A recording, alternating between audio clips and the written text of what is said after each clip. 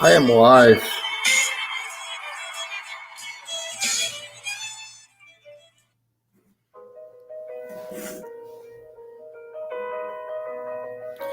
Okay. I don't know if this is working. I'm hoping everybody can hear me. I didn't do a sound check or nothing. I hope you can see me. Hope the lighting's okay. You guys see me all right? This is the best I can do. Working, you good. I'm good. All right. Hi. It's echoey in here. Maybe I don't have to yell as much as I usually do. Who knows? All right. Looks good, sounds good. All right, thanks. Yeah, I had this light on. I don't know. It seems like it's in the way. No big deal. All right, let me get my... I don't have much. I don't have my couch. I just got like a recliner. It's not the same with that. Yeah, I know. I'm sorry.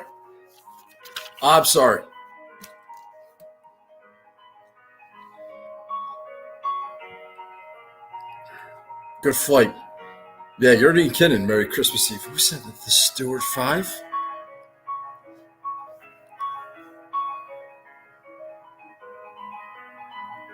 The Stewart 5. Identify yourself. Padded walls in there. Hey, what's up, CJ? How are you, buddy? Good to see you. Maybe I'll see you at Travelers next week. How about that? What do you think of that idea? We're going to have an impromptu Travelers get-together. I'm going to go. I forgot my bottle of water. I'm going to go grab some water, all right? I thought we'd be live on the golfers. No, Steve. I didn't get here until today. I only got here a couple hours ago.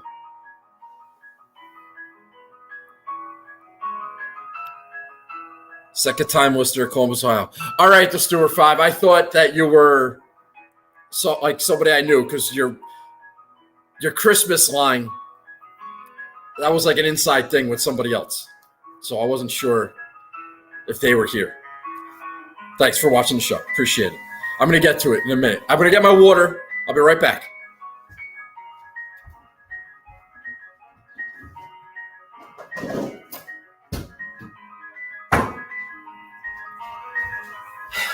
I got to get to the store. I need to get some treats. If I pay you $2 for a bottle of water, I'm going to be out of money before this freaking thing starts. But, all right. Thanks for tuning in. If you don't mind, maybe a like and a subscribe, maybe a retweet, maybe a quote tweet later, whatever you want to do. But it's a U.S Open. Wouldn't mind a little buzz. All right. I don't see everybody here. It is 8 o'clock on the East Coast, so I'm not sure what's going on. If I don't have a time right now in Cali, it's such a shame. Yeah, it's okay. Stay away from Vicky this week, Eagles. I will. Don't worry about it. That's not going to be a problem. I hate her. That's very funny. Good call. All right. I was going to start the show. I'm going to breeze through some of the pleasantries. And then we'll just get to the good stuff. So I know you're all waiting with bated breath. All right. So hello, thank you. There's Charlie. Good to see you, Charlie. If you don't mind retweeting the show real fast, I appreciate that. You've waited years for this. Make it count. Yeah, you're right. You're right, Steve. I have. And this is done. Hit the gas. Relax. I got to wake up early. I got an early tea time tomorrow. All right. Where are my notes? Okay, I don't want to keep flipping back to that, so we'll look at that later. We'll look at that later. All right. What's up, Dennis? All right, so you guys can see me all right. I don't have to worry about the map. There's Charlie. Appreciate that. Jeff Feinberg. Appreciate it. My guy. All right, announcements, shout-outs, show and tell. I don't have any show and tell. I didn't bring anything with me. I have tickets for Saturday. It looks like I have tickets for Friday. I'll know really early tomorrow morning if I have tickets for tomorrow. That's a lot of Torrey Pines. It's a lot of Torrey. I play golf Friday morning, and then I'm going Friday afternoon when Xander tees off. So that'll be good. I really want to get there tomorrow morning, and I think I have secured a ticket for tomorrow. Fairly sure I secured a ticket for Friday, and I definitely have a ticket for Saturday. I don't have anything for Sunday yet. Be kind of bullshit, though, if I went the first 3 days and then missed Sunday. Don't you think? I think. So, one thing at a time. So I had a great weekend with the Nagel family. For those who watch the show every week, by the way, thanks for that. Appreciate it. We had a memorial service, funeral service for my grandmother who passed away on Thanksgiving. And because of COVID and everything else, we finally were able to lay her to rest with my pop up here in, well, not here, but in New Jersey. And I think it's the first, it was so great to see everybody. Talked about the show a lot. A lot of my family, they're very supportive, even though they're not really degenerate gamblers. My Aunt Judy, my Aunt Mary Claire, Uncle Dave, Uncle Joe, Uncle Bill. Everybody just really, really enjoying the fact that I do this. And it was great to talk about. Much more fun than talking about the goddamn post office. So I'm feeling a lot of positive energy, a lot of good karma. You might not know this, but when Grandma died in November, I had a run of really good luck. And I've been really cold lately, and I just don't know. I bought a car on Thursday last week, and I'm just feeling really good. And right now I'm in California, and tomorrow I'm going to be standing behind Xander at the U.S. Open, and I'm just feeling the flow right now. So that's like an announcement, shout out to my family, and we're here and we're ready to go, and it's going to be a big week, and I'm looking forward to it. Today I held my new niece Cassidy. That was pretty awesome. Saw my brother. I don't know the last time I saw my brother. Actually, now that I think about it, I don't even know. Kenny, when was the last time we saw each other? Was it your wedding brunch? Was that the last time? So, yeah, that was a while ago.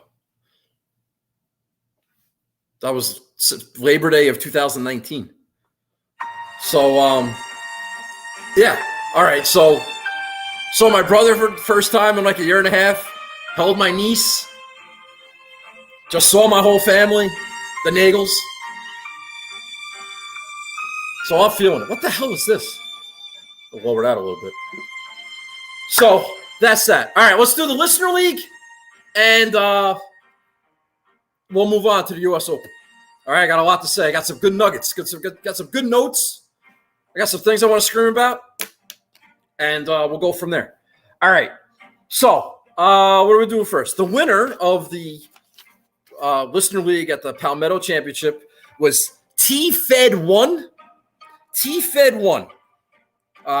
He had 458 points. He won by 5.5. So a little bit closer than when, who was it, Stewie boat raced the field last week? He had Garrick Higo in first, Doc Redman in second, Bo Van Pelt in second, and Dustin Johnson, T10. This guy had a 4 out of 6 and won the Listener League. Now, it helped that the 4 that he had were a winner, 2 seconds, and a 10th. He had Alex Noren, who missed the cut, and Sean O'Hare, who missed the cut. I don't know how Bo Van Pelt ends up on somebody's roster. That must be like a Fantasy National thing. I have no idea how Bo Van Pelt ends up on a Listener League winning lineup. I know Mayo had him last week. That is just out of my realm. I would never have a Bo Van Pelt on my roster. Maybe that's why I suck at this. But congratulations to T-Fed 1. His ball went out. He should have gotten it already. I went out on Monday. Because one of them went to L.A. and he got his. So can't get much further from Jersey to L.A. But congratulations to T-Fed 1. Our boy Big Red updated the standings in the race for the bagel. T-Fed 1 got 40 points. He's eligible for that. If he has, a couple more good finishes, maybe he can steal it. But you got to win it. All right. Notable top 10s. Do you hear music? Is that too loud? It's kind of distracting me. Notable top 10s. Everybody's favorite segment. We have Billy 11199, who I think had a notable top 10 recently. I'm not looking at my notes for it. But congratulations to Billy. Second place, he got 25 points. Third place, the Lightning Bolts. I recognize that name. 20 points. Marcino, 75. Former winner. I don't forget what tournament. Marcino, 75. Good dude. Fourth place, 15 points. A-Ness, 35. Finished in fifth. He got 12 points. DiLorenzo got finished a tie for sixth, and he got 8 points. He tied with E-Darbs 9. I have no freaking idea who any of these people are. E-Darbs 9, he got 8 points. Coach Scott with 3 T's, he finished in eighth, got 5 points. Baby Daddy, another former winner, notable top 10, he finished in ninth, he got 3 points. And Primero 0322, who I think was one of the original winners. I don't know. I'm not looking at my notes. Who cares? Notable top 10, finished 10th place. You got a point. Congratulations. So congratulations to our notable top 10s. Got to be honest, not that notable this week. Not that notable. Marcino, Baby Daddy, Coach Scott, DiLorenzo. Yeah. All right. So that's that. So congratulations to them. Bulls are out. All right. What do we got next? My lineup, terrible. I finished 50th in the Listener League with a 3 out of 6. I had Fitzpatrick in the one and done. He finished T10. It was kind of between Fitzpatrick and Hatton. Hatton finished, I think, in that tie for second. And so Hatton would have been a better pick, of course. Down to 2 guys, pick the worst one. That's what I do. But Fitzpatrick, he finished T10. He wasn't terrible. He got a little bit better each day. He's percolating, it looks like, which is good. Pat Perez, T10. That was a good pick. My boy Russell Knox, T35. But the other guys, they weren't even close to making a cut. They got ejected quick. Sabatini, Bronson Burgoon. You take a camp chance on these guys, and boy, did they suck. Alex Noren, he was terrible. So I'm out of the money in the Mayo one and done. I'm out of the money in Josh's one and done. I'm sitting like 69th, nice, in the Carbon Cup. But say I won this week, and I got 600 points, I'll pop into like the top 10. Not in the one and done, but in the Carbon Cup, I'll take a top 10. Right now, I'm hovering around 69th. I'm hanging around. I'm down there with the freaking ringer, Kyle Dotson. I need a win. I need a win. So I'm not gonna harp too much on my terrible season so far. One win turns it all around. That's the theme. A win this week can change everything. All right, that's the theme. That's not total driving week. It's change everything week. Do I have any other comments here? All right, notable Palmetto leaderboard. I just want to say that you want to know why I got 3 out of 6? My whole narrative last week was I don't want to play any guys that are playing in the U.S. Open the week after, like a look-ahead spot. Well, that did not work out because DJ, Fitzpatrick, Hatton, English, they were firing on all cylinders. Garrick Higo, everyone $8,000 and above that finished in the top 20. DJ, Fitzpatrick, Hatton, English, Higo, Johnny Vegas, all playing next week. All the guys that aren't playing, Kazire, Noren, Mitchell, Glover, Varner, Snedeker, Knox, Pan, Stallings. Didn't even sniff contention. Just goes to show you. So you get the narrative wrong, you're going to have a bad week. But if you get the narrative right, then you might be onto something. Harold Varner was 20% owned. He missed the cut. I mean, he was the Harold Varner of the week. It was actually, Harold Varner was the actual Harold Varner of the week. And all you idiots still played him at 20% owned. How'd that work out? Then again, I got sneaky with Alex Noren at 16%. He missed the cut too. So what the hell do I know? Nothing. Let's see. Anything notable? Luke List, 17% owned. He missed the cut. Vince Whaley, 17% owned. Missed the cut. Ben Martin. What the fuck are you doing? Ben Martin, 16% owned. He missed the cut. I liked EVR. I took him out of my lineup. He finished. He was solid. Tommy Lewis missed the cut. Kramer Hickok missed the cut. Big Dick Nick Taylor, T44. That was playable. Adam Schenk, 68th. Made the cut. Aaron Baddeley, shout out to Charlie for putting him on my radar, T44. Josh Teeter, 63rd. So these aren't great finishes, but they made cuts. There's a scenario in which I could have gotten a 6-6 through. I like some of these guys, but I got no balls. And I had the narrative all wrong. But Perez, EVR, Russell Knox, Baddeley, Adam Schenk. I don't know. I probably would end up rostering like Kramer Hickok anyway. All right, so that's enough of that. Screw the Palmetto. All right, let's go. I talked about the one and done. I did the listener league. Okay.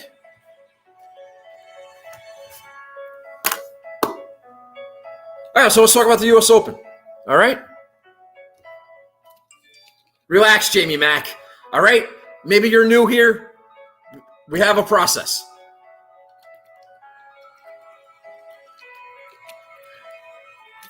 We gotta take mental notes.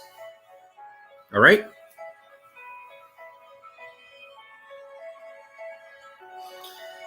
All right, what are we doing? The U.S. Open. Right. All right, so I have a fairly decent history in this event. Now, I may have said that for previous events before and then gone and had a crappy week. However, I've had a pretty good history in the U.S. Open. One and done wise, all right, maybe not one and done. 2018, I had Hideki, T16. 2019, I had Tiger Woods. Remember him? T21. Also, Tommy Fleetwood, who made the cut on the number and finished T65 at Pebble Beach. And last year, I had Patrick Reed, who was 36-hole leader. Ended up finishing T13. You know, I just like the U.S. Open because it's freaking hard. It gets rid of these pretenders, these one-skill wonders. It's a real tournament. It's real golfers. It's hard. It's a mental test. And it weeds out the weak. That's what I like to do. I like to weed out the weak. So this tournament's right in my freaking wheelhouse. 2019 at Pebble Beach, I got 5 out of 6 through. I finished 44th that week in the Carmen Cup, Gup Cup, whatever you want to call it. I had Rose and Xander, who both finished tied for third. I had Webb Simpson, T16. That Tommy Fleetwood, T65. Mark Leishman, T35. That was solid. And Lucas Glover, miscut. Lucas Glover, I think I glove you, but not that week. Lucas Glover at Pebble Beach. How do you go wrong there? I was really riding that finish at the PGA Championship he had at Bethpage Black. I know I was. And that hurt. The Lucas Glover miscut hurt. I had two guys, Rose and Xander, both in the top 5. And then last year, Wingfoot got a 6-6. How about that? Top 16 ties. I got 6-6. Finished 21st. I had Xander, finished 5th, of course. Patrick Reed, T13, like I just mentioned. Alex Noren, who just killed me this week, but T17, Wingfoot. Jason Day. I don't know why I rostered Jason Day. I freaking hate that guy. I'd never play him. I don't know why I played him, but T38 made a cut. Cam Smith, T38, and Shane Lowry. Who's chalky this week? Shane Lowry, T43 last year at Wingfoot. He wasn't 18% owned either. He was low. But I got a 6-6 through. So the last 2 years, the U.S. Open, 11 out of 12. 11 out of 12. Not too shabby. So we have to try to do this again.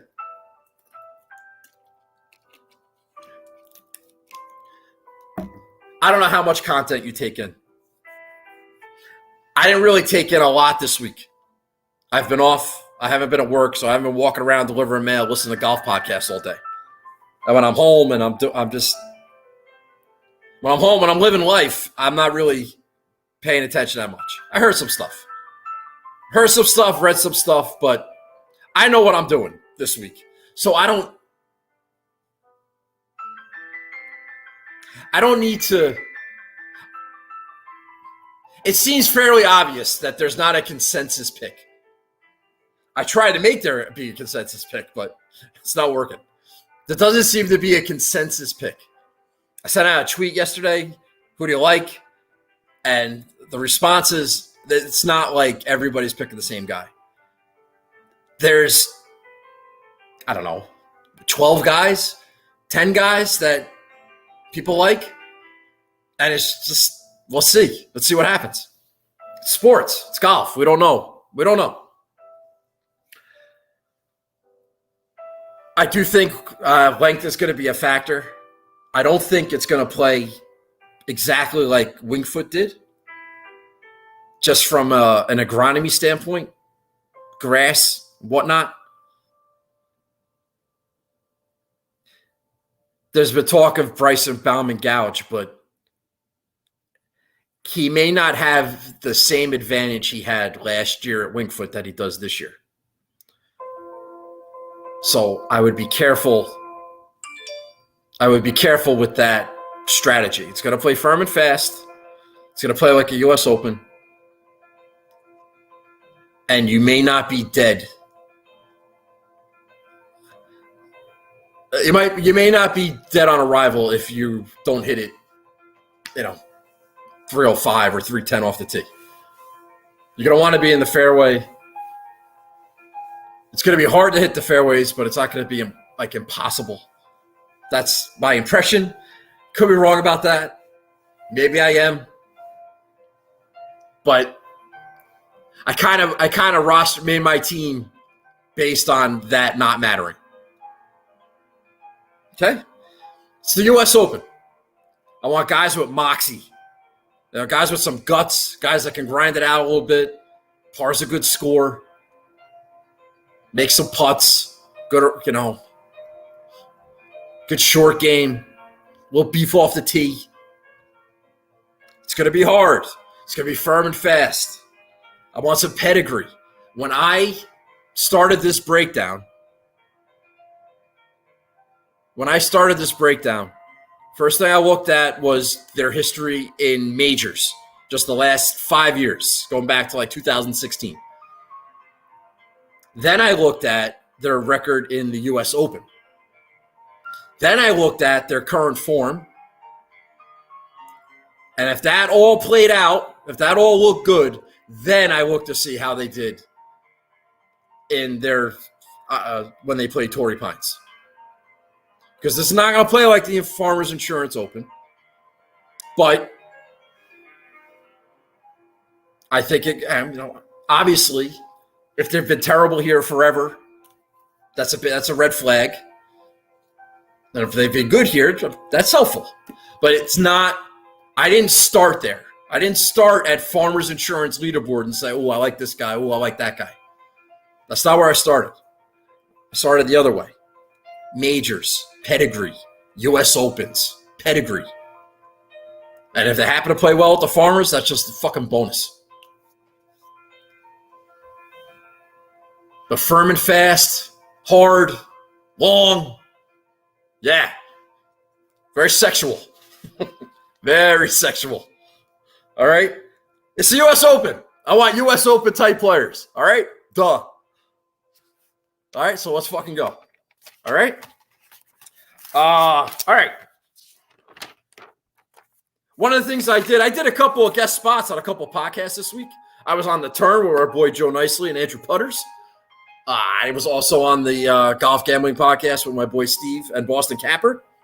If you haven't heard that, maybe you want to listen to that, you can. Some not really concise thoughts, but some thoughts nonetheless. I did a conference call last night with a lot of bigwigs. That was kind of cool. I pretty much kept my mouth shut until the end because I was freaking nervous as shit. Pat Mayo's there. Jeff Feinberg's there. Wiley was there. And you can see the audience. Kenny Kim's watching. I saw some of you idiots in there. But it's like, it was nerve-wracking. I don't belong. It was great. My boy Joe hooked me up, invited me on the call. I was honored and privileged to be there. But that was a lot of fun. All right. I got the ownership projections from FanShare. Got to be honest, they're a little slacking this week. I don't know what's going on. Palmetto, they were right on point. I had to like annoy them last night and say, hey, what's going on over there? It's Tuesday night and we got no ownership projections. And I got a roster to fill. I got a show to prepare for. Give me something. So the ownership projections I have are from this morning. They might get updated one more time tonight. I don't think they're gonna change that drastically. I think they're enough to go on. Like I said, it doesn't seem like there's like killer chalk or clear killer. Everybody's picking this guy. It's really a little bit more spread out this week, especially at the top. Because nobody knows who to pick. Everybody's picking different guys, which is good. It's wide open. So if you want to use FanShare Sports promo code BAGEL20, how about that? And if you're a true degenerate, the Corn Ferry Tour's got an event this week. The women have an event this week. Well, you want to bet that, and you have no idea how? Green Square Golf, get yourself a membership there. You got your Corn Ferry numbers, you got your LPGA numbers, and you can bet on that. Play some doubles, play some triples, do whatever you want. So Green Square Golf, FanShare, BAGEL20. Let's fucking go. All right. I did all that, so I do not have to go back to that page. That's for later. So what I did was, in preparation for all these shows, not all these shows, I have like a player pool. It's about 20 guys. A couple guys in each range that I like, and then from there I narrowed it down to make a roster. So there's some guys I like that I didn't roster, but I'm pretty much all in on a couple guys. I have those bets. I'm in a U.S. Open pool where I have to pick 8 guys, so I have those guys. I have a matchup parlay, so I have those guys. I like a lot of guys. So let's go through who we like and who we don't like. All right? I know about the map. All right? I'm sorry. I wasn't trying to get that shit through security. This is good water.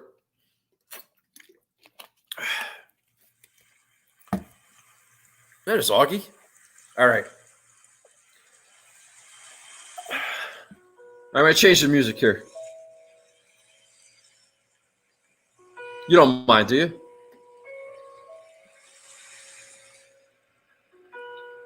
Let's change the music. We can start talking about who we like. Why not? You hear that? Okay. We're just going to play that for the next like half hour or so. Why not? Who cares? It's my week. It's my time. Let's go. All right, so $10,000 and up. I'll start at the top with John Rahm. He's 21% owned. He's the highest owned guy in this range. Seems to be the second highest owned guy on the slate. I don't know what's going to happen. I've kind of been playing – I've been very sarcastic. My friend Dave Ranabuya and Charlie, they love John Rahm. Whenever Rahm does something, they like to tweak me like Ruvalo style. So I'm hearing about it all the time. And with the whole COVID thing and everything else and what a class act. I mean, really laid it on thick. So I've been kind of playing, going back at him, you know, yeah, He's a lock. Can't lose. What a man of integrity. No, like he's motivated. So sick and tired about hearing who's motivated. They're all fucking motivated. There's not one guy that's more motivated than another. They're all motivated. They all want to win. So it's very terrifying. It's very scary. I'm here. I'm talking about my grandmother. I'm talking about all the karma and all the positive energy and everything that I got going for me and my baby, my new niece. And everything's great in Nagelland right now. Can Rom take a big fat dump on my life? Yeah, he can. Now, I bet him. I bet him outright. I've bet him at every tournament since what was it, the BMW? Whatever his last win was. So I have a whole bunch of losing tickets, although I did get refunded. Well, not refunded. I got paid out on the Memorial. So I still don't know if that counts or not. But I bet him to win. That way, even if he wins and my life sucks, at least I get my money back that I invested in this week. So since some people see me tweeting about John Rahm, they don't know that I'm doing it tongue-in-cheek. And they're making a case against him.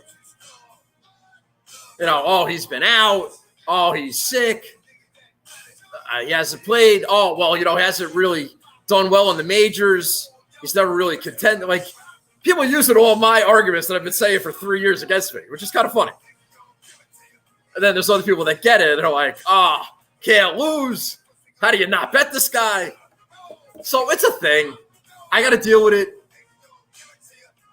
In all sincerity, the fact that he's the highest owned guy, the fact that he's the highest price, I think that's bad news. We saw it happen. Saw what happened to Rory at the PGA.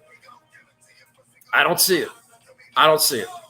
But he's double the ownership and $1,000 more than 5 guys that are pretty good. So I don't see it from a non-biased golf handicap opinion. Not he could ruin my life thing. I'm not really afraid of him this week.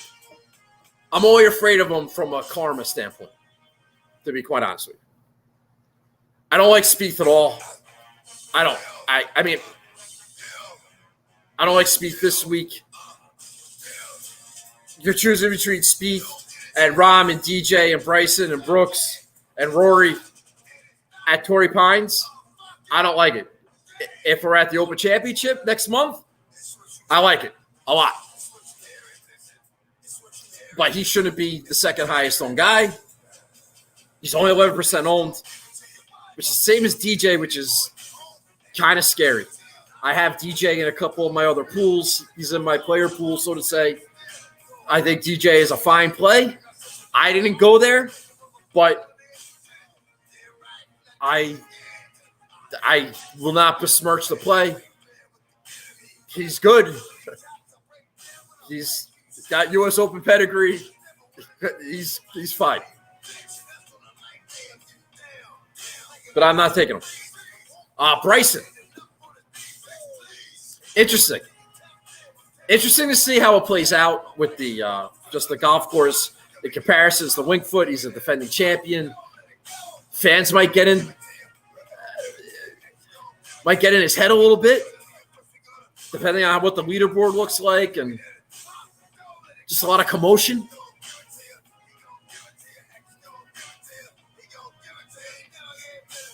Same as DJ. He's really good. He fits. They all fit, except Spieth. They all fit. They all can play well. You got to pick one. I pick Brooks. So therefore, if I pick Brooks, I can't roster Bryson. I can't roster DJ. I mean, I could, but my lineup will suck. But so I picked Brooks. If you saw the tweet this morning, Brooks is like 5th in the odds, in the pricing, odds wise. I think that's a little disrespectful. He didn't play Winged Foot. He was out with an injury. So let me just give you some Brooks numbers just for fun. Because maybe you don't realize what you're doing. Maybe you don't understand what you're doing. His last I don't know how many events. His last 10 majors. First, second, fourth. 29th at the PGA, where he was, a shot back going into he was the third place, second place, going into the final round. He was injured. He was rolling around on the ground. My boy Andy Johnson likes to say. Ended up finishing 29th. Out with an injury the next major. 7th at the Masters. Then he missed the cut coming off of knee surgery. Then a second. So even with his injuries, 2 top 10s his last 3 majors. His last 3 U.S. Opens, first, and second. He's been beaten by one guy in his last 3 U.S. Opens. And he's not the favorite. And Bryson's the defending champion. And he finished second in his last major. Now, I know there was a video this morning. Shout out Christopher Powers. I'm not buying it. I'm not worried about it. And I can't really do anything about it either because I'm not in New Jersey anymore and I can't make any more bets. His tour record isn't great. His current form, questionable. His strokes gained, who knows?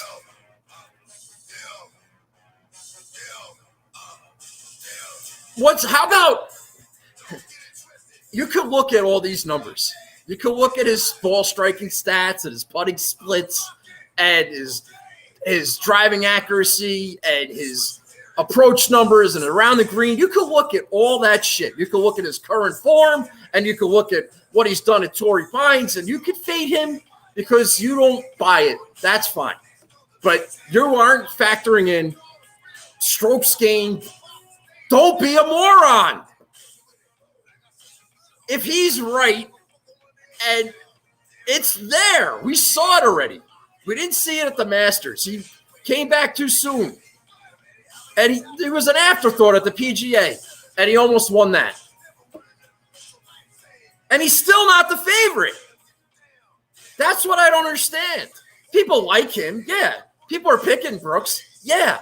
But he's not the favorite. He's fifth in pricing? 6th in pricing? Shit. Smooth, Nagel. Hey, he's 5th in pricing. He's 5th on the odds board. He shouldn't be coming off a second at the PGA and losing to one guy in 3 years at the U.S. Open. What are we doing? I like Brooks. He's my one-and-done pick. He's my dad's one-and-done pick. I got a nice little bet on him. And I like Brooks a lot. Now, if it comes down to Brooks and somebody else, you know where my allegiance is going to be? I'll take a second place in the one and done if I have to have my moment. But I like Brooks. I also like Rory. His ownership is like 14%. Brooksy's like 16%. Like I said, it's really spread out at the top. A couple of weeks ago, I was with my boy Steve Sierra, and we were at the racetrack, and we were making some bets for the U.S. Open. I said, everyone's gonna be talking about Brooks and Bryson and everything else. Like, Rory was the favorite at the PGA. He just won, and now he's like an afterthought. And he's got a good record at Torrey Pines, and maybe Rory peeks his head a little bit. So we got a nice little Rory ticket. Me and my boy Steve. I bet him again last night. He's not on my roster. He's not on my DK team, but he's in all my other pools. I got a matchup against I don't know who. And I like Rory to contend. Maybe finish in the top 10, top 5, something like that. But I think he'll be relevant. I do think he'll be relevant. So I do like Rory. I don't like JT. I said this on another podcast. I'm really thinking JT is like the president of the Pampered Fucks Tour. I do. I think he's more comfortable in these PGA Tour setups. I remember playing him at Shinnecock, and that didn't go well on a really hard golf course. Winged Foot last year, I think I liked him. And he finished top 10, and he was relevant, but eventually the course got the best of him. You know, he's long, but he may not be the most accurate, and if he's in from the rough all day, he could just get frustrated, and it wears on him. And you saw it at the Masters when things went bad. He put up a bad number and basically quit on the tournament. And he missed the cut at the Ocean course, which was long and hard and windy. I just, give JT soft conditions. I don't want to sound like I'm killing the guy. I don't, because I do like him a lot. But it just seems to be a thing. Just seems to be a running theme with our boy JT, that when the going gets tough, we don't get that awesome Justin Thomas. But you're at the Players and they're watering the greens all day, and it's different. It's different. WGC in Memphis, nice, and anything to showcase the PGA Tour. Non-PGA Tour events, I don't know. I might need to see it. But I don't want to say anything bad about Justin Thomas because he's fucking awesome. I'm testing this theory out. And there's a lot of, man, Justin Thomas, he's 20, he's drifting. He's 20-1, he's 22. We just said this, we just saw this happen at the Players. It's not the same. I don't think it's the same. Come on, if it comes down to a battle of wills, and it's all about guts and moxie and grinding, and it's JT against Brooks coming down the stretch, who do you want? Who are you taking in that spot? Because I'm taking Brooksy. Kyle Morikawa. Another guy I love that I'm not going to say anything bad about. He's actually getting more – seems to be getting more popularity than I would have expected. No one really classifies Morikawa as a bomber. Yeah, fine. He's the best ball striker out there. He missed the cut at Winged Foot. Close on the number. I think he bogeyed the last hole and missed the cut. I mean, I don't even think he was a pro yet, or it was just. No, I don't even think he was a pro. Wow, the other U.S. Open at Pebble Beach. Yeah, I think him and Hovland turned pro at. Now he might have been. I think maybe he did turn pro. It doesn't matter. I just.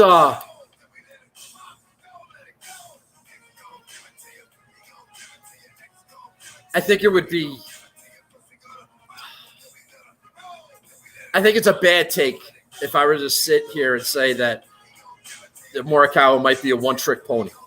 That he's an unbelievably elite iron player, but that's the only part of his game that is super elite. Now it's enough to win on the PGA Tour and win a major. You have to worry about your putting when you're within 10 feet all day. You're going to make most of them, or you're going to make enough of them. Maybe it doesn't have to be a bomber. This is really a feel thing with me. And I'm going to play Xander this week, and I didn't have to make a choice between Xander and Morikawa. This is my week. This is our week. So, yeah, I'm going to play Xander. I have nothing bad to say about Morikawa. If you want to bet him, I think my boy Steve likes him and picked him. He's great. Maybe. He's one of the 12 guys that can win. What do you want me to tell you? I'm certainly not going to say anything bad about Colin Morikawa. But it's Xander's time. It's his time. And I'm going with that. I'm sticking with the the positive energy and the karma and grandma and my niece and a new car and a little Nagel family reunion over the weekend and being here on the grounds and things just being A-okay in my life for the first time in many, many years. And this is a celebration of all the bullshit and the close calls and the trolling and the gag jobs and the bad breaks and all the crap and scar tissue that there's been over the last 2.5 years since I started this show. He won a tournament, the Sony at the Century Tournament Champions. The next week at Sony, I did my first episode, and the guy hasn't won since. And now it's time. It's all been built up for this moment, for this week. I don't think he's the most popular guy on DraftKings. It's not because he's from California. He was the most popular guy. He's the most popular guy in majors all the time. And you know why? Because he's really good in majors. He's got 7 top 10s in majors in his last 12. 7 top 10s, not 7 made cuts, 7 top 10s. Now, they haven't all been in contention. They've just been quality golf on hard golf courses and tough tests as Xander showed up because he's got moxie, he's got guts, and he grinds it out, and he's got the game. It's time. It's time. It's been 2.5 years of bullshit, and we've all had our fun, and we make fun of Nagel and make fun of Xander, and fine. It's all going to be over this week because everything's going to change this week. On Sunday, everything's going to change. And Xander's going to be a major champion, and everyone's going to be happy for me, and no one's going to be able to say shit. Or maybe you'll come up with a new narrative. I don't care. Don't matter to me. Because I have a huge bet on Xander. I have highly invested in the outcome of this tournament. And it's going to be great. And it's just going to go with the great form, the great karma. If you watch that thing with the, what is it called? Like the Road to the Open or From Many One, or there's a 2-part thing, the stuff with Xander. And there was a thing with him hitting balls at the players, and he was feeling kind of dizzy, and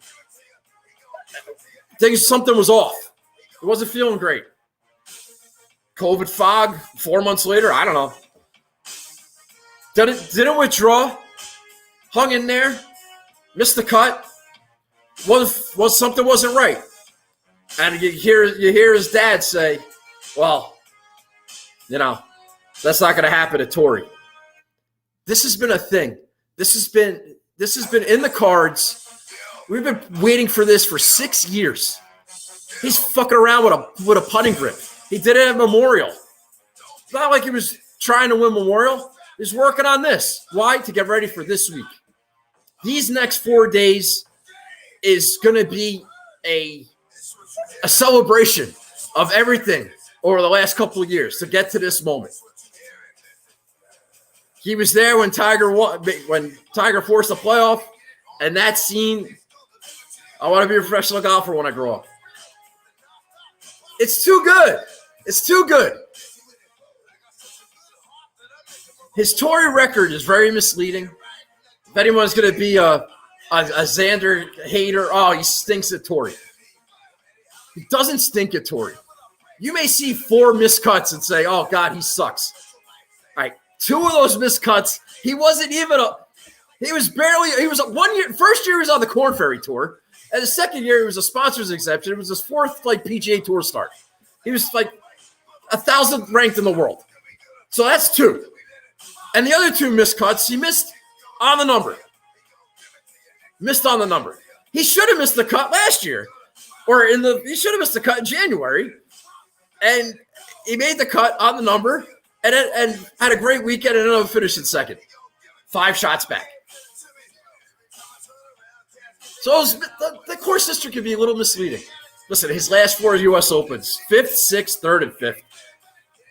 Loves the U.S. Open. And people are fading him because of ownership, and they're not really picking him to win because he doesn't win. He can't win. He's just been waiting. The lying in wait, waiting for this moment. And now it's all happening. I've done everything I can. I've done everything I can to make this happen. There are a lot of people out there that have no idea that I exist and that this is happening. But I'm ready. I'm here. I bought a car. I travel to San Diego. I'm buying tickets. I'm going to be there. I've suffered for 2.5 years trying to get this guy a win. So let's do it. Let's fucking go. All right, it's enough about Xander. Excuse me.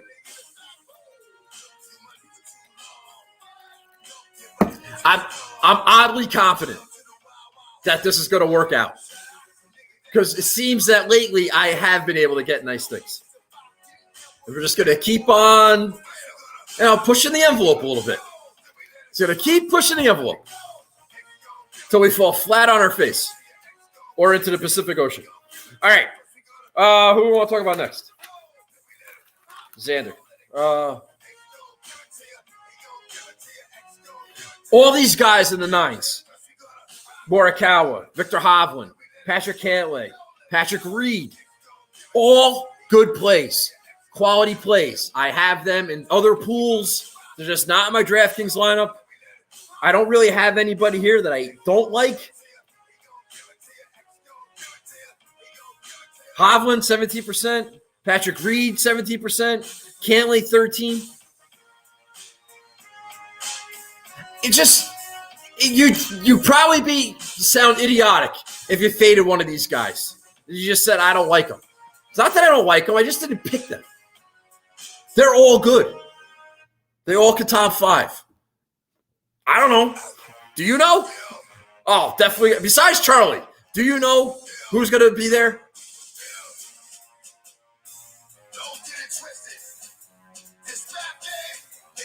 I think Reed's ownership is a little high. I don't know if he should be higher than Morikawa, the same as Hovland, more than Cantlay. I don't know. I think that's ownership because of a bad take. I think people are saying, oh, well, he won here in January. I like Patrick Reed again. Go back to back. Win your choice. It's going to play entirely different. It's a different golf course. Patrick Reed isn't exactly a ball striking bastard. Yeah, he can grind it out and he can make a cut and he can contend, but is he really going to win a U.S. Open? It might be too hard for him. It might. I had him at Winged Foot last year, and it was there for him. And a guy like he wore down. He just didn't hit enough fairways and didn't make enough putts, and just you get ejected really quick out here, and you can go off the rails really fast. You really got to be hitting the ball well. Patrick Reed is exactly one of those super elite ball strikers. You know what I mean? So the ownership might be a little bit high for Reed, but again, I have him on my. He's great in majors. He's great. He's been good in the U.S. Open. Like, yeah, he's good. So who the hell knows? Charlie likes Tony Finau. I have Tony Finau in one of my pools. I have Finau in a matchup. My brother likes Tony Finau a lot. I keep saying the same thing, but it's so true of all these guys. There's too many good guys. Will Tony's Finau putting come back to haunt him late?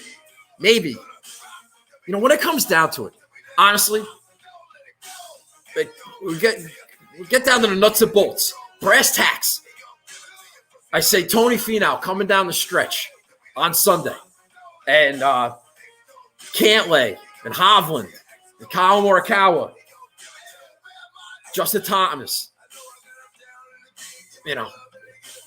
If they're going up against a Brooks or a DJ, what's going to happen? Are they going to be able to get over that hump? Same thing. It's true. I know Xander too. Yeah. Hey, it's possible. Of course it's possible. Anything is possible. But is it likely? I would say Brooks would probably be the favorite there. But upsets happen. So Brooksy was a lock to win the PGA last year. A lock going into the last day. He finished 27th. Wasn't a lock. Tony Finau's a fine play. 18% owned. That's a little high, but that's, again, it's not overzealous. Hideki, 7%. I love Hideki. I think Hideki's ownership number is down because people put a lot of stock in the win equity. There's no in the back of their mind, wow, there's no way Hideki's going to win 2 majors in a year. So he's 7% owned. That might be dumb thinking. He doesn't have to win. He can top 10 and that would be just fine. 8,800. No, I didn't play him. I have him in my other stuff. But I love Hideki. I'm not going to say anything bad about him. But he's 7% owned. It's a quality pivot. I also kind of like Webb a little bit at 8% owned. People think, oh, Webb's not a bomber, whatever. His record in majors is excellent. His record in the U.S. Open is very, very good, including a win in California, by the way. And I would just say might be a good pivot. Webb Simpson. Although his caddy just had hernia surgery, I don't know if that means anything. People like Will Zalatoris. Same thing with my boy Scotty Scheffler. Yeah, great ball strikers, great young players, looking to make that next leap. Yeah, they might have a not ideal performance in a major soon. They've been really good in their first 3 or 4 majors of their young careers. That's hard to maintain, especially when you start getting, the second highest owned guy in a range. People are talking about you. A lot of people like Will Zalatoris this week. It's like, I believe in the process. I believe in winning a lower tier event. Then I believe in winning a real event. Then I believe in like contention in a major and relevance. Consistency of being around, and then it's time. Like it's time for Patrick Cantlay to win a major. It's time for Xander to win a major. Scotty Scheffler, Will Zalatoris, they got go win a John Deere first. Win a Greenbrier. Win a 3M. Win a Amex. Win something first. May be relevant. It may not be relevant, but I just believe in the process. Now, do they have to win? No, but are they really going to put up another top 10, another top 20 performance in a major? They've been so good. And it's hard to do that. It's hard to do. There's got to be some regression at some point. Daniel Berger sucks in majors. Hatton, Corey Connors.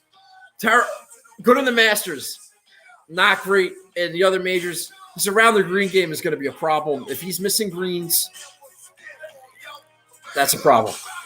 People are catching on. Corey Connors, only 7% owned. What the hell happened? All of a sudden, nobody likes Corey Connors anymore.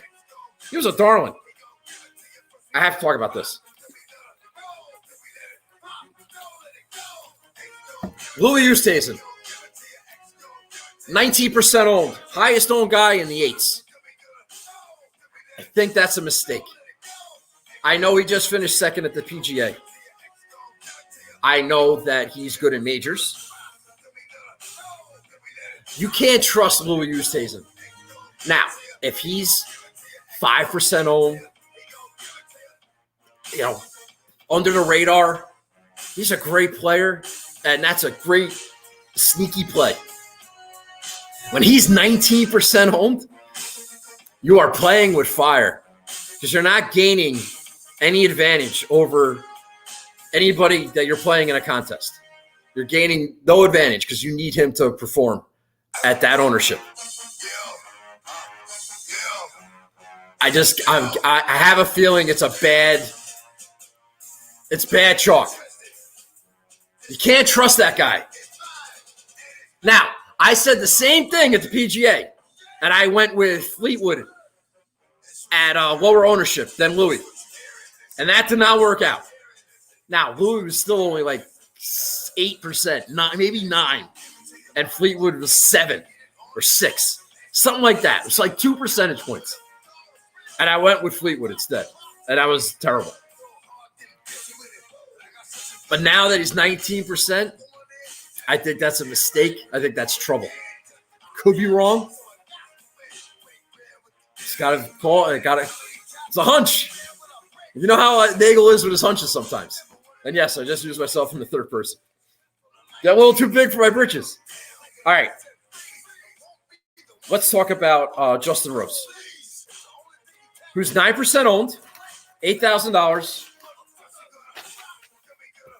Going back to the well with Justin Rose on my DraftKings team. His last 7 majors, 3rd, 20th, 9th, miscut, 23rd, 7th, and 8th. If you're not paying attention, that's 4 top 10s in his last 7 majors. In the U.S. Open, he's got a win, a 12th, a 27th, a miscut. I think those were the Anma years, a 10th, a 3rd, and a miscut at the PGA. No, that can't be right. Oh, no, that was Winged Foot. He missed the cut of Winged Foot. He was kind of on the struggle bus in the fall last year. I'm throwing that out. Throwing out 2020 majors. COVID year, all in the fall, schedule's all jacked up. Throwing them all out. His last 2 majors, his last 2 events, 8th and 20th, in good form. Last 4 at Torrey Pines, a 4th, an 8th, a 1st, and a miscut. That's 3 top 10s out of 4. And he's 8% owned. And I'm going to play him instead of Louis Oosthuizen at $8,000 at half the ownership. And I think that is smart. And I think you should do the same thing. I don't like Cam Smith. He needs to get a haircut. Respect the game, Cam. Even though he's an Aussie and it's Kikuya. Don't like it. I played Cam Smith in the U.S. Open last year. Not great. Made the cut, though. So I like Justin Rose there. So, yeah, that's everybody above 8. Yeah, gave you a thought on all that. I had Paul Casey in my lineup. The same rationale I've been using for all the other guys that I like. Majors, U.S. Open, current form, all makes sense. He's one of the higher-owned guys in the $7,000 range. I am trying not to pay too much attention to ownership this week because it's really like a gut week for me and a feel, and it's my week. And I don't care what the ownership is because I know what's going to happen because this is all happening for me. I've always been good. I've always had a good relationship with Paul Casey. He's never really killed me because I know when to lay off. And I had him. But I decided to pivot. Even though I have to worry about ownership, if I am going to roster Xander, who's the most popular guy in DraftKings, and I don't have like a less than 5% guy this week, I don't want to have Xander and Casey. And I have a little bit of a cockamamie theory about Paul Casey. He's good at Pebble Beach, obviously. So you kind of associate Paul Casey with California, and I think has some good finishes at Riviera. I did not double check that. That's just going on thoughts. But he never really played Torrey. He's only played there like 4 times. Played once there 15 years ago, and 3 times recently. 2 like 22nd, 25th place finishes, 2 miscuts. Maybe he doesn't like Torrey. It's really like a gut thing for me. And I played Matthew Fitzpatrick instead, who's never played here, by the way. But Fitzpatrick was pretty good last week. He hung in there, golf course was a little tricky. There was a lot of big numbers out there, and he hung in there. He got better every day. Knocked 2 shots off his score basically every day. Finished in 10th place. Was relevant. A couple sloppy bogeys. He could have been in the mix. It's okay. I like what he had to say after the round. It's been kind of, another top 10. Disappointed he hasn't won, but game is in a good place and he's ready for a major. Now, if I were to ask you hypothetically, hey, talk to me about Matthew Fitzpatrick. What kind of golf? What when you think of the situation where Matthew Fitzpatrick would play well, what comes to mind? What would you say? Now, be honest with yourself, because if you ask me that question, I would say, Matthew Fitzpatrick. But I want like a big golf course. Maybe it's hard, firm, and fast. Maybe tough conditions. Fast greens. Just grind it out a little bit. I like Fitzpatrick in the spot. Everybody likes Patrick Reed. Like I said last week, if Patrick Reed played last week, people would have eaten him up at Congaree. Oh, this is a Patrick Reed golf course. Yeah, well, if it's a Patrick Reed golf course, to me, it's like a Matthew Fitzpatrick golf course. That's just my opinion. I could be wrong. All I know is that when I bet on Matthew Fitzpatrick in the fall, in one of the first tournaments after my grandmother passed away, Fitzpatrick and Reed and like the race to Dubai or whatever it was, I saw Matthew Fitzpatrick outduel Patrick Reed on not a similar golf course, but grinded that shit out, man. He out Patrick Reed that week. And I think he's gonna perform well here. And I'm playing him instead of Paul Casey. All right. Louis Oosthuizen is ranked 18th in the world. Paul Casey is ranked 19th in the world. We already talked about their ownership. Matthew Fitzpatrick's ranked 20th. And you have your boy Abe Answers, 21st, and Jason Kokrak, who's the other high-owned guy, is 22nd. So Fitzpatrick's right there with those guys. He's coming in at like 9% owned. He's almost half the ownership of all these guys. So let's talk about Matthew Fitzpatrick in the majors. He's been playing in majors for 5 years, even though he's only 12 years old. It's very impressive. His last 3 majors, not great, but notable. 46th, 34th, and a 23rd. Getting a little bit better each time. Maybe he tops 20 this week. Before that, all right, he had like this weird gap. He had finished like 20th, 12th, 41st, to 21st. Very relevant. Then missed a couple of cuts, including at Wingfoot last year. Similar conditions, U.S. Open, long rough, hard, fast, long. Got to grind it out. He missed the cut on the number. One freaking shot. If he made the cut on number, that's 7 made cuts out of 8 majors. That's relevant. In his last 3 U.S. Opens, a missed cut, a 12th, and a 12th. He's got 1 missed cut in 6 appearances in the U.S. Open. Guy's 12 years old. He's played in the U.S. Open 6 times. He's never played here, but it's going to play long. It's going to be firm. It's going to be fast. It's a Matthew Fitzpatrick golf course. Will he be long enough off the tee? It may not matter. It might matter. I don't think he's going to win. I didn't bet him, but I think he's going to make a cut. I think he's going to compete. I think he's going to grind it out. He can get backdoor top 20. Just hanging around. Kid's got alligator blood. He's 10th last week at Palmetto. He's low-owned. It's Matthew Fitzpatrick, Abe Answer, Jason Kokrak. You give me Fitzpatrick, I'm like, all right, take my chance with him. Why not? So I like Matthew Fitzpatrick. Going back to him. All right? I'm sure Charlie's telling me it's gross, but I think I make a pretty damn good case, other than the fact that he's 12 years old. All right? My boy Andy Lack convinced me to bet Tommy Fleetwood. I bet him outright. I have him nowhere else. No Tommy Fleetwood anywhere. But a sneaky U.S. Open, contention at a Tommy Fleetwood would not surprise me. He's 85-1.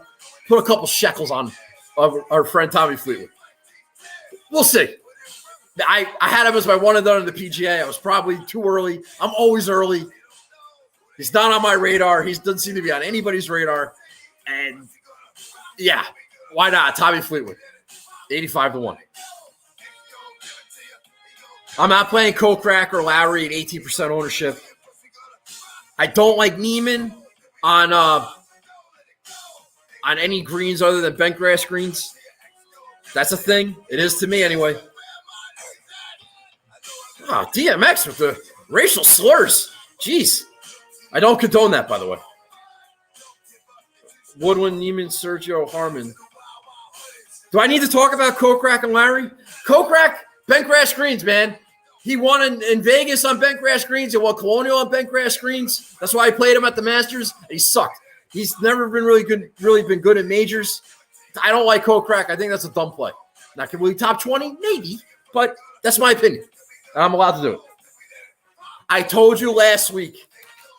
You know who I'm going to pick. You know who I'm going to play. I told you last week I'm keeping an eye on this guy. I wanted to play him at Memorial. My brother told me to stop playing him. And I said I knew that he was going to play well. Because you know what? I recognize competitive spirit. I do not think that Adam Scott is dead. I do not think that he's mailed it in. I don't think he's retiring. I don't think he's soft. I think he's a competitor. And listen, it was a bad idea to take 6 weeks off between the Masters and the PGA Championship. That was a bad idea. No prep events, no nothing. Roll out of bed and go play the Ocean Course. Bad idea. All right, so we learned our lesson. And we went out there to Memorial. We finished in the top 20. Got some swings in. Got 4 competitive rounds. Got the juices flowing. Saw fucking Phil Mickelson win the PGA Championship at 50 years old. Fuck that. Let's go out there and let's do something. Adam Scott. Now, in the last 5 years in majors, Adam Scott's missed 4 cuts, including his last major. But in his next major, after he missed the cut, his 3 finishes, 22nd, 17th, and 22nd. Little bounce back spot. Hashtag bounce back week for Adam Scott. All right, Charlie? His U.S. Open record, all right, it's spotty. All right, it's spotty. Very inconsistent for Adam Scott. I'll give you that. But his last 7 U.S. Opens, 9th, 4th, 18th, miscut, 7th, and 38th. All right, so you got 2 miscuts, but you also got 3 top 10s. Spotty, inconsistent. But I really think he's motivated. 8% owned. Less than 10% owned here. In case you didn't know what 8% owned meant. He's got you want to look at his Torrey Pines record? He's got a 2nd and a 10th. That's relevant. That's competitive. He won at Riviera. I'm not worried. I really like this pick. Now, I didn't bet on Scott, but I have him in all my other pools. I don't have an outright on him. Came down to Brooks and Adam Scott. I'm going to play Brooks. I think Adam Scott's going to be relevant. Like, really relevant. Like, I'm not dead yet.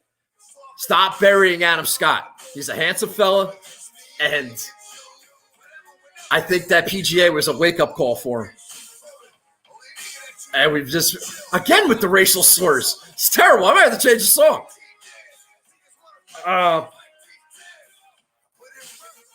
16th at Memorial. Primed and ready to go. I don't know what else to tell you. I like Adam Scott. All right? All right, we're rolling along. We're almost done.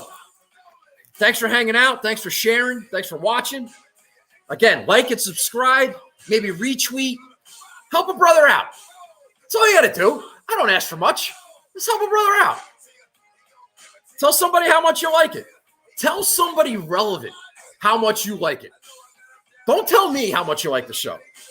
I know that you like it because you're here. Don't tell me how much you like it. Tell somebody else. Okay? How about that? Let me get on other people's radars. Spread the good word without being a jerk.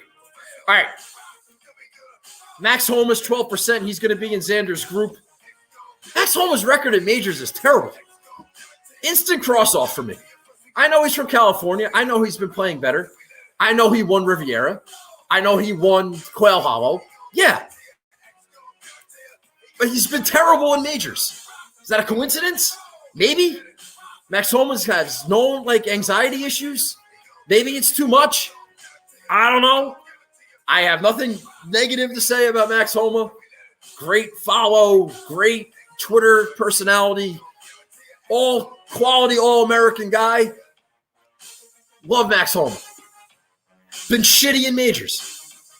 And if Max Homa was a stand-up guy, he would tell you, yeah, been pretty shitty in majors. Is he going to come out of nowhere? Maybe not out of nowhere, but is he going to all of a sudden top 20 this week? Maybe. Maybe not. And if he doesn't, do you know why? Because he sucks in majors. And it's like a high-owned guy in this range. Probably a bad idea. That's me. In my player pool, not on my roster, not even in my other pools, I wouldn't be surprised if Lee Westwood played well, was relevant, made a cut, showed up. I know he just got married. Fine. It's not ideal. But, he finished third to Tiger and Jeff Ogilvy. Not Jeff Ogilvy. Tiger and Rocco Mediate. I suppose that's pretty relevant. Maybe you think I'm an idiot for thinking that maybe you didn't know that. But Lee Westwood finished one shot out of that playoff. Maybe two shots. I think one, though. Kind of gagged that U.S. Open away. Maybe. Maybe he plays inspired golf. He just got married. Happy for Lee Westwood. If he plays well, he's like 1% owned. Might be worth a flyer. That's all I'm saying. All right, we don't have a house bet. Shout out to Chad on Lee Westwood. Anybody else? I'm just going to talk about who I like. I was going to play Matt Wallace. That's a typical Nagel play, grind it out, U.S. Open. You know what? I've been down the Matt Wallace road a little bit too many times. You know what road I haven't been down? I haven't been down Charlie Hoffman Highway in a while.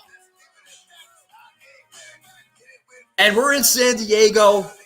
Charlie Hoffman's a San Diego guy.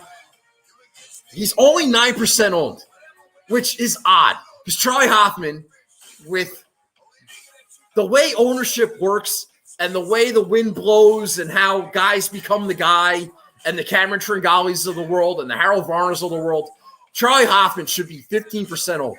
Now, maybe by tomorrow in certain contests he will be, but right now he's projected at like 9%. And if he's less than 10% owned, that is a play. I don't need to fuck around with 5% owned guys that are probably going to miss the cut. I've been doing that all goddamn season. And you know what? I'm not going to do that anymore. I'm going to play good players. I'm going to play good players that are in good form and fit the golf course that are going to play well. Charlie Hoffman's going to play well this week. And he's 9% owned. I don't know who wrote it, so I can't give you proper credit. All I know is that this is not my take. Maybe it was Rob Bolin. Maybe it was my new best friend, Stevie Bamford. I don't know. But they talked about how Charlie Hoffman, after he qualified for the U.S. Open, he automatically WD'd from the Palmetto to come home and focus, practice. Charlie Hoffman is very familiar with Torrey Pines. You may have heard he's a California guy. He's played in the Farmers Insurance Open 19 times. 19. He's got 3 top 10s, which he can play 19 times. Only 3 top 10s is not great. But Charlie Hoffman's been playing some of the best golf of his career this year. Since 2016, he's played 16 majors. He's only missed the cut twice. Now, he's only got 1 top 10. So I don't need him to top 10. But he's got 6 top 20s. All right, Charlie Hoffman, how about a first-round leader and fall back into the top 20 over 4 days? I'm okay with that. He was 17th in the PGA Championship. His last 7 U.S. Opens, 1 missed cut. Now, he's missed the last 2. He hasn't been playing. He's been good in the U.S. Open. He just hasn't qualified. His last 3 U.S. Opens, 37th, 8th, and 20th. His last 7 events, Charlie Hoffman, 9% owned, from San Diego, played in the Farmers 19 times. His last 7 events, 2nd, 18th, 11th, 18th, 17th, 3rd, and then 57th. And that 57th, where I guess everybody owned him at, well, I guess it was Memorial, and he shot it like an 80, and he was out, and now he's less than 10% owned, and Charlie Hoffman sucks, and we're going to play Jason Kokrak, and we're going to play the other California guy, Max Homa, and we're going to play Shane Lowry. I'm telling you, Charlie Hoffman is a solid, smart, good play this week. So, and I pivoted off of Charlie Hoffman from Matt Wallace, which normally I would pivot from Charlie Hoffman to Matt Wallace and make that mistake. So we like Brooks, we like Xander, we like Justin Rose, we like Matthew Fitzpatrick, we like Adam Scott a lot, and we like Charlie Hoffman. Fuck yeah, that's a great fucking lineup. That is solid. I don't know who's going to miss the cut there. I really don't. God help me if it's fucking Xander. So I like my lineup. I don't have a lot of squeamish. I feel very good about Charlie Hoffman. I feel very good about Adam Scott. I feel good about Matthew Fitzpatrick. I could be wrong. I probably am. I've been wrong every week for 3 months. Wow, 2 months. But I think I'm gonna have my breakout week. And all of a sudden I'll be relevant in the one and done again. I'll be relevant in the Gulp Cup and the Junkies League. And maybe I win my own contest and I have a good DraftKings week. Who knows? I feel good about it. I really do. I got things going my way. Grandma, Nagels, Baby Cassidy, Xander, a new car. Things are going good. I'm doing the pole dance. I'm feeling the flow. I'm working it. So let's fucking go. And I got a whole bunch of you guys in my corner. You guys are all rooting for me. You would love to see it. You can say whatever you want, but you know you would love to see it. And if you see Xander hosting a trophy on Father's Day, you know what you're thinking of? You're thinking of me. How cool is that? And you know what? I appreciate it. And I love you too. All right. I don't really have anything else. The only guys below 7,000 that I think were like playable, I know people like Johnny Vegas. Vegas didn't do much for me. Brendan Steele, who's also like 6% owned. People were like, he's chalk. 6% owned. That's 94% unowned. All right? I like Brendan Steele a little bit. I'm okay with that. I looked at Brett Wiesberger, the burnt cheeseburger. I looked at him for a little bit. He's okay. You know, if you're playing multiple lineups, you want to throw one of these guys in, go ahead. You know that's not my style. And Rafa Cabrera, who hurt some people last week. But you know what? He was good his last 5 events. This guy's got pedigree. He's got pedigree. He's got moxie. Nice little Euro. And I know he might have hurt some people last week. Listen, he qualified on his own. He shot a low number in the qualifier, and he just got the fuck out of Dodge to get ready for a major. Would not be surprised. I think Rafa would be a good play. Probably my favorite in the 6s, especially because of his ownership. So that's it. I don't have anything else. Fitzpatrick, Westwood, Lowry, Wallace, Hoffman, Scott, Casey. Talked about all those guys. You know how I feel. I talked about everybody. All right. Anybody else in the 7s worth talking about? My brother likes Ryan Palmer. I'm not feeling Ryan Palmer in major, man. It's like Justin Thomas syndrome.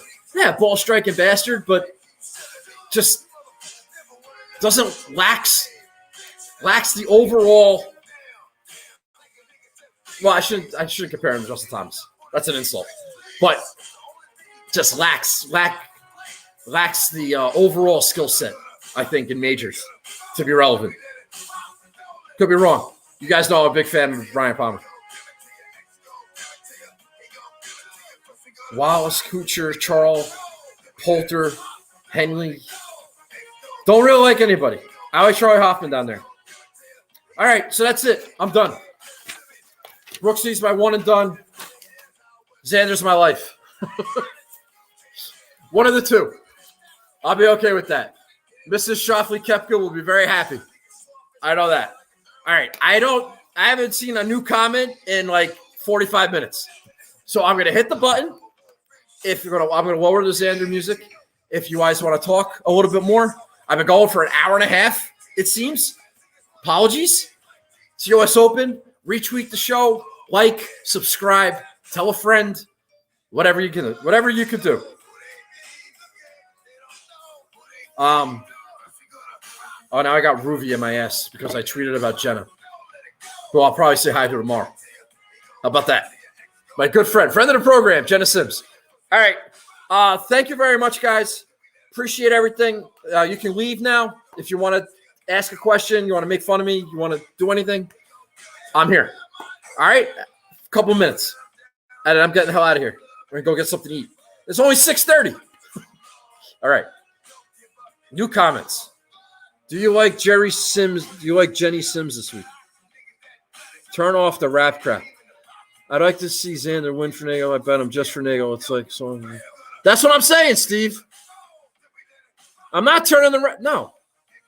Fina by 3. There you go, Charlie. I'm giving you the floor there. Brandon Grace, poor man's Louis. Timmy Tommy Power. I like Brandon Grace. I told my brother that in the car on the way from the airport. I like Grace. Because I heard my friend Boston Capper, he was talking about low South African. And I don't know who he took. Probably Louis. I like Brandon Grace there. Can we tweet on Thursday? Who said that? Can we tweet on Thursdays when you're in California? Chill, Nagel. No, Augie, leave me alone. Matty Ice. Matty Ice. Matty Ice. So I know you, Matty Ice. You that Matty Ice? Berger, president of the Pampered Fucks. No, not based on that comment. No, I think JT is, actually. Get out of that Mexican prison. Enjoy the beautiful weather this evening. Screw you, Kyle Dotson. All right? Glad to see you happy, Nagels. Yeah, let's fucking go, Charlie. Hey, Gio. Grab some roughest souvenir. That's funny. Did you do your usual Rom bet? I did. Yes, I bet John Rahm. Not a lot, but enough.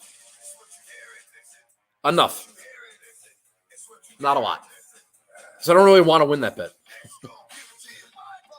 Don't break Xander's this weekend. I will not. It's a major, man. That high five was right after he missed the cut at the Northern Trust. It was fine.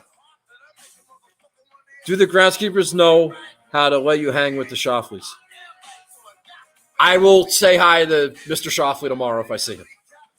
You may have mentioned this. I was late. Burgers group right behind Xander. Give Victoria my best. You guys really loving this Victoria Burger take. She's the worst. Thoughts on Neiman? I like him. Big fan. Charlie, I don't like Neiman if he's not on bent grass greens. That's just me. I'm an agronomist. No love for Sam Burns. Is he chalk? Listen, I'm worried about Sam Burns. He withdrew from the PGA with an injury, which means it was probably real. And just next major, a month later, nah, just not doing it for me. Happy haircut. Read by 5. Hope you didn't add that Ron bet to your collage. So do I, because that means he lost. Will you have an X t-shirt on? I don't know what I'm doing with my scripting yet tomorrow. I think tomorrow, first day, I'm going to be a normal person and see how it goes. Friday, Saturday. We'll see. One of those days, I will have the Xander shirt on, yeah. Just so Austin knows who I am. Justin Rose. Jedwell, watch the replay, man. I did 10 minutes on Justin Rose. Keegan at the Travelers. Ugh. Oh, Russell Knox at the Travelers. No. That's not a bad call, CJ. I like Brooks, too. I sent it in on him. That's a good idea, Steve. Any thoughts on Woodland? Woodland's in that bucket, man. I don't have a bad thing to say about Gary Woodland. I got another guy my brother asked me about in the car on the way home from the airport. Woodland's okay. His foreign form hasn't been great. His course history is okay. He's just kind of meh. He's won a U.S. Open. Play Gary Woodland. Go ahead. I play Justin Rose instead. I did the same thing at Pebble Beach. Rose finished third and Woodland won. What are you going to do? Can you go live a few times? Probably not. Keegan is gross. I know. Patrick Rogers.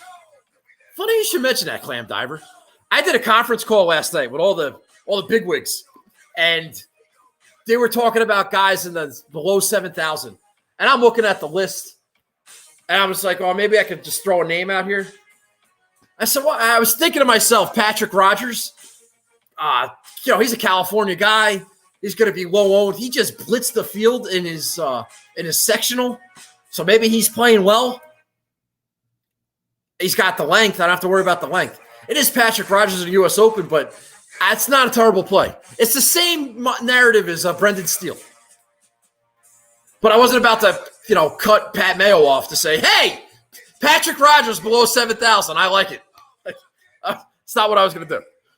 But I do like Patrick Rogers a little bit. Did you talk about Hatton? Not really. I'm not convinced. I don't love Hatton. I'm not convinced of Hatton's record in majors. I'm not convinced in a difficult, real hard setup. The mental fortitude it takes the last 4 days. I don't know if Hatton. I don't know. The weird thing is I kind of like Hatton for an Open Championship, and it's kind of like the same mindset, the same mental toughness. So I really don't know what the hell I'm talking about, CJ. I don't have Hatton this week. What is he? He's 8,300. I played Justin Rose instead, a little bit more experience. What can I tell you? How did I do on the round table last night, Nagels? Charlie, you did great. I already complimented you about that. Don't be looking for more compliments. Leishman, hard yes. Hard no on Leishman.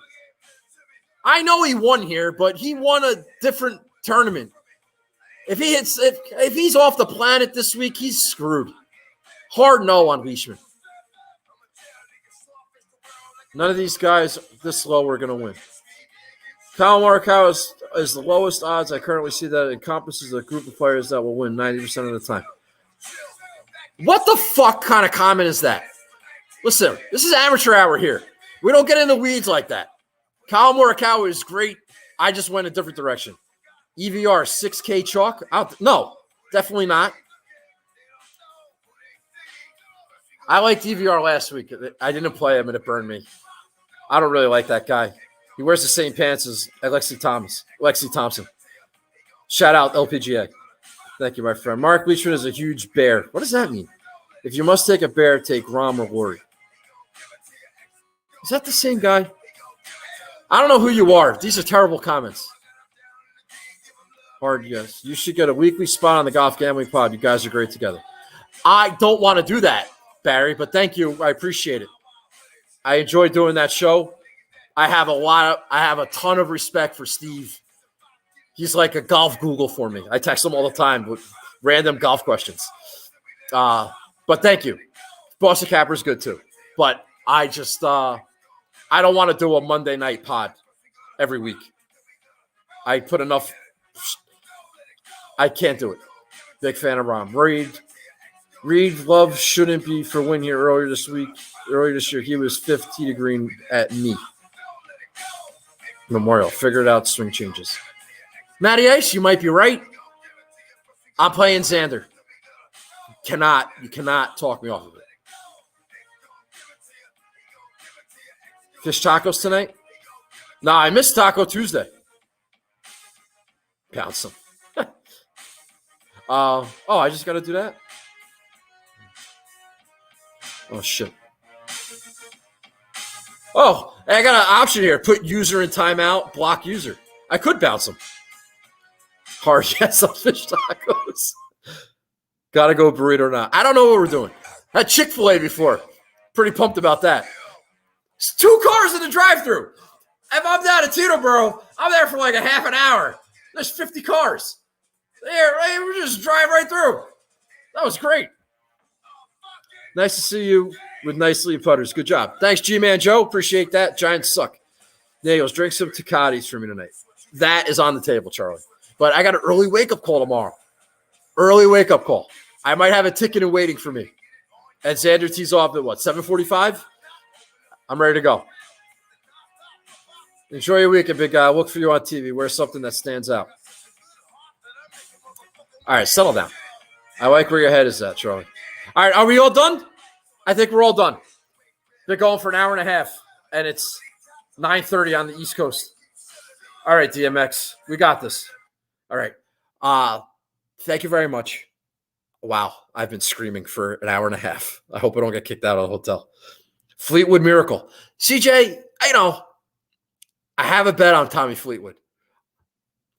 Like the great Jeff Feinberg says, you either love Tommy Fleetwood or you like Tommy Fleetwood. And it's probably the opposite. You either like Tommy Fleetwood or you love Tommy Fleetwood. I love Tommy Fleetwood. And what Golf Channel situation now? You get sorted.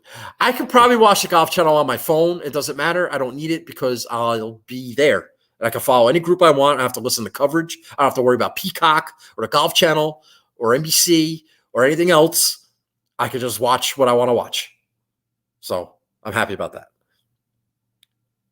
Great show. Good luck, boys. All right. Have a great time this week. Wear sunscreen. Thanks, Jake. Thanks, Andrew Feldman. Morikawa, pick with Jenna Sims or you weren't there. All right, Jake. I have a picture with Jenna Sims. Have fun this week. Good luck, Bagel. As always, entertaining show. Let's fucking go. Was the show good? Honestly. Was I too reserved? Did I have to take my shirt off this time for it to be a good show? It's time. I'm very confident in saying it's time. I don't have to do much. All right? I'm ready to go. All right, I'm going to go. Thank you very much. Retweet, like, subscribe, share. Any one of them. And I appreciate that. Good luck this week. Good luck to me. It's going to be a good one. And next week's the Travelers, which is one of my favorite tournaments. And I'm looking forward to that. And we'll go from there. All right? Save the dance for Travelers. Oh, my God. Yeah, Traveler show off a Xander victory. That might be good to be Tommy Power. Great call. All right. That's it. All right, I'm done. I'm going to time to eat. Thank you very much. Have a good night. Good luck this week. And I will see you guys next week. Maybe a live thing after it's over. Not every day. Don't touch on the money. And don't tweet me. And don't hex my guys. If he's throwing a no-hitter, just let him pitch. Do not talk to a pitcher during a no-hitter. Everybody should know the rules. That's all I'm asking. All right, I'm the pitcher. Don't talk to me if I'm throwing a no-hitter. All right? Thanks, guys. I'll talk to you next week, maybe Sunday, and that's it. All right? Have a good night.